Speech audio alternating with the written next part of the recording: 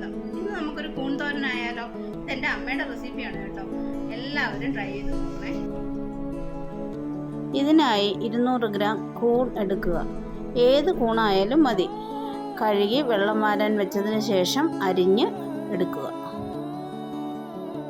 ബാക്കി ചേരുവകൾ: അര കപ്പ് തേങ്ങ, പച്ചമുളക് 4 പച്ചമുളക്, 7-8 അല്ലി ചുമന്നുള്ളി, പിന്നെ കറിവേപ്പില, മഞ്ഞൾ എന്നിവയും വേണം. പാൻ ചൂടാകുമ്പോൾ 2 ടീസ്പൂൺ വെളിച്ചെണ്ണ ഒഴിക്കുക. അതിൽ അര സ്പൂൺ കടുക് ഇട്ട് പൊട്ടിക്കുക. അതിലേക്ക് കൂണിടുക.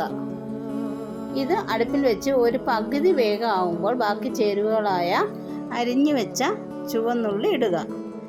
അതിനുശേഷം മുളക് ഇടുക. അതിനുശേഷം അര കപ്പ് തേങ്ങ അതിലേക്ക് ഇടുക.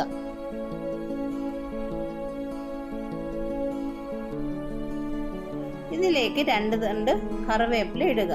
അതിനുശേഷം ആവശ്യത്തിന് ഉപ്പിടുക.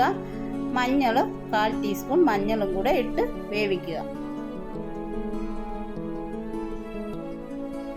ഇതിലേക്ക് ഒരു അര ഗ്ലാസ് വെള്ളം ഒഴിച്ച് മീഡിയം ഫ്ലെയിമിൽ അടച്ച് 10 മിനിറ്റ് വേവിക്കുക.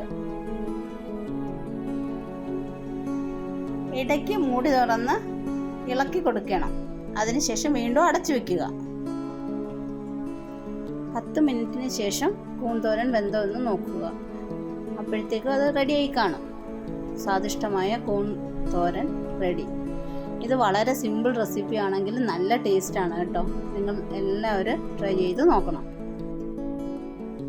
നിങ്ങൾ ഈ ചാനൽ ഇതുവരെയും സബ്സ്ക്രൈബ് ചെയ്തിട്ടില്ലെങ്കിൽ സബ്സ്ക്രൈബ് ചെയ്യുക, ലൈക്ക് ചെയ്യുക, കമൻറ്റ് ചെയ്യുക, ഷെയർ ചെയ്യുക.